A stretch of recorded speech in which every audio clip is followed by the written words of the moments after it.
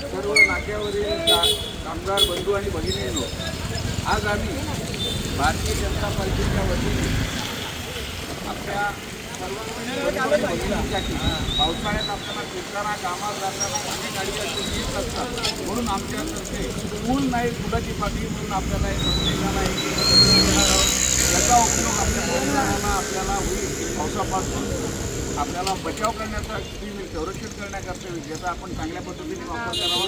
आमच्यातर्फे फुल नाही फुलाची पाकळी म्हणून आपल्याला भारतीय जनता पार्टीचे